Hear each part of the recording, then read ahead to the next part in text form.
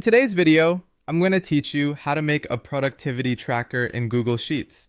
We'll build a simple, flexible system you can use every day to plan work, track progress, and review results. Start by opening Google Sheets and creating a new blank spreadsheet. Give it a clear name so you can find it later. Something like 2026 Productivity Tracker works well. In the first row, set up your column headers across columns A through G: date, task, category, priority, status, deadline, and notes. Make that header row bold so it stands out, and adjust column widths so longer task names and notes are easy to read. If you want consistent dates, format the date column as a date. Next, plan how you'll organize your work. In the category column, use a small predictable set of labels so you can analyze where your time goes.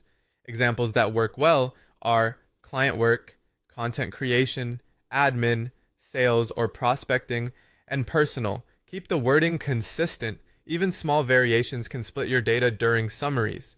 To make prioritizing easy and consistent, add drop-down menus. Select the priority column, then go to Data, Data Validation, and create a drop-down with high, medium, and low. This standardizes how you rank tasks and makes sorting and filtering more useful. Do the same for the status column with Not Started, In Progress, Completed, and Follow Up. Using drop-downs prevents typos and keeps your tracker clean.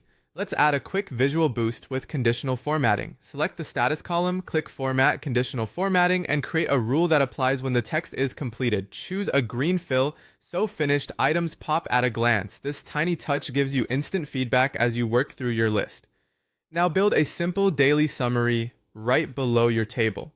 Add labels for total tasks, completed tasks, and completion rate. For totals, use Etsats Counte B2 but B100 to count tasks from the task column. For completed items, use ISO Count IF E2 E100 completed.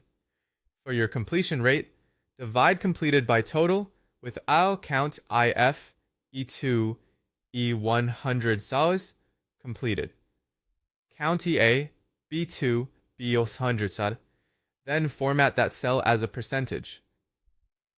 If your list grows, expand those ranges to cover more rows. Finally, create a new tab called Weekly Summary. Use it to track things like total tasks completed, revenue tasks done, and missed deadlines. You can reuse the same counting formulas from your main sheet, referencing the columns you already set up. This weekly view makes reviews straightforward